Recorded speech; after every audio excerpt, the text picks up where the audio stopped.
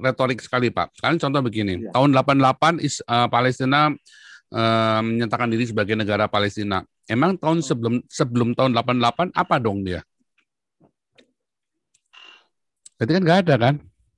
Ya, betul. Ya kan? Sebelum tahun 88 nggak ada berarti. Nah, apalagi 1948. Ya. Lebih nggak ada lagi. Orang dia baru ada negara tahun 88 kok. Berarti apakah Israel menjajah Palestina? Kan enggak kan? Lawan negara aja nggak ada kok, apa yang mau dijajah? Makanya saya bilang, apakah Belanda pernah menjajah Indonesia? Nggak pernah. Negara aja nggak ada kok. Nah, setelah Indonesia berdiri, tahun 48 Belanda mencoba mengagresi Indonesia walaupun gagal. Itu yang benar. Tapi apakah Indonesia pernah menjajah? Nggak pernah. Loh, tapi itu kolonisasinya itu, loh, yang dikolonisasi itu bukan Indonesia loh, tapi kerajaan-kerajaan Islam. Tetapi kalau balik lagi, oh itu penjajahan namanya sama, ya itu dijual sama kerajaan Islam kepada Belanda, namanya bukan menjajah, lu jual gua beli. Nah, jadi terminologi itu memang terjadi permainan-permainan terminologi. Nah, kalau saya ada videonya Ibu Koni ya, saya belum minta izin, tapi saya setel aja nih, video bagus ya. Saya ada video Ibu Koni bagus sekali. Sebentar, saya tadi ada ini ya, bagus keren banget tadi ya. Mana tadi Ibu Koni? Di Ibu Koni juga ada memberikan apa tadi di Google kalau tidak salah. Saya panjang sekali tadi ada ininya aja, tapi bukan dalam bentuk video yang saya lihat barusan. Ya, belum selesai saya baca mengenai menjelaskan itu semua. Tapi coba ya kalau memang bisa. Bukan. Ini ada lain lagi Ibu Koni yang beda lagi. Ini yang dari ininya Ibu Koni ya. Ini bagus sekali. Dia ada cerita ini. Saya lihat, wah keren ini, keren. Dia bilang. Bentar, saya mau tunjukkan.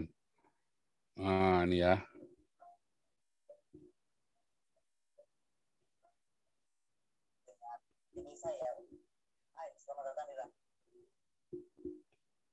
Ya, saya share screen ya. Permisi Ibu Koni, saya pinjam videonya.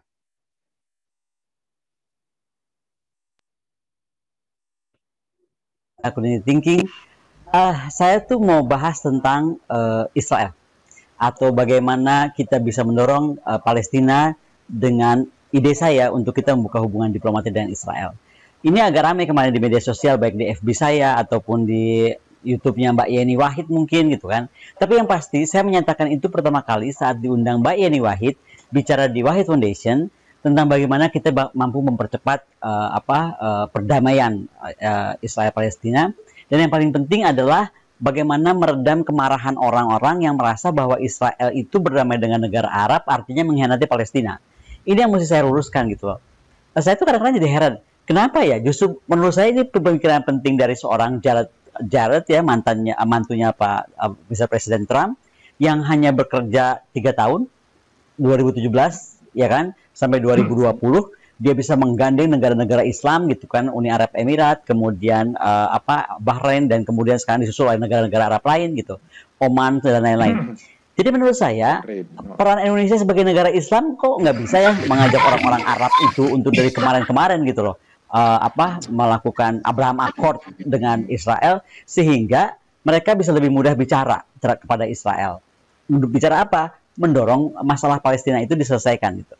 Nah menurut saya Indonesia mungkin karena tadi ya kita selalu bangga kita jadi negara Islam terbesar this and that, tapi kok nggak bisa ngajakin Arab gitu kan? Ya udah kalau gitu sekarang kita lihat apa sih akar masalahnya Israel Palestina. Saya mesti ngomong beribu kali bahwa ini bukan masalah agama. Please deh gitu. Sebelum marah tuh denger dulu ya, ini bukan masalah agama, ada sejarahnya gitu loh. Kalau mau tahu sejarahnya gitu kan, gini, kita nggak usah jauh-jauh lah. Kita lihat aja Ottoman Empire lah.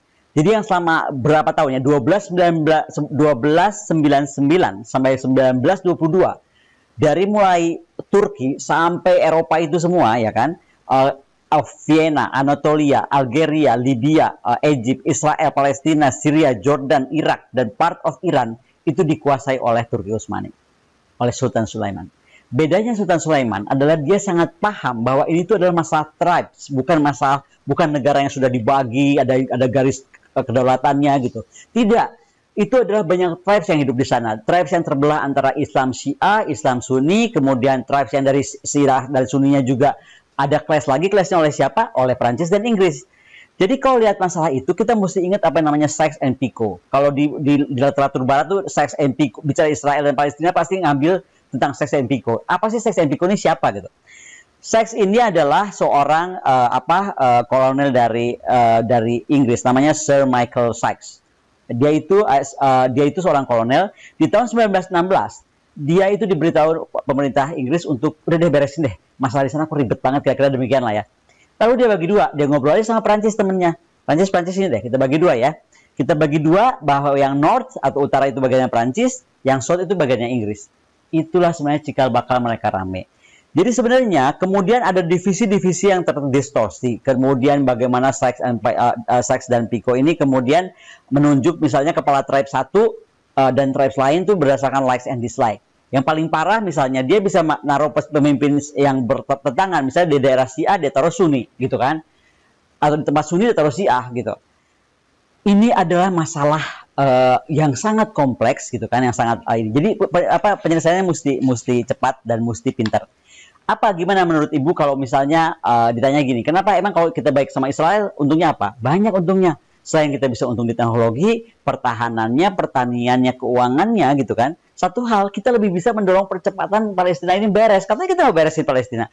Tapi jadi jangan sampai kita menggunakan masih visi-visi 1962, jangan Bung Karno marah, kemudian Israel dan Taiwan tuh di-ban. Sekarang Taiwan aja udah bisa buka kantor dagang kok, yang udah mirip-mirip kedubes. Kenapa Israel nggak bisa?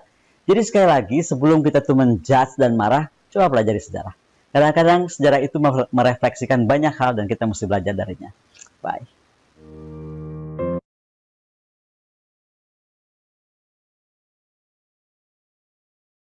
Sebenarnya kesimpulannya apa? Bahwa menyelesaikan itu maksudnya Ibu Koni tadi itu gampang. Indonesia ini kan negara yang cukup besar ya dan konsumtif. Kalau kerjasama dengan Israel, pasti Israel akan mendengarkan Indonesia. Lalu Israel akan minta sama Israel. Indonesia akan minta sama Israel. Tolong dong ini, didengar nggak sama Israel? Didengar. Didengar. Karena Israel butuh pengaruh.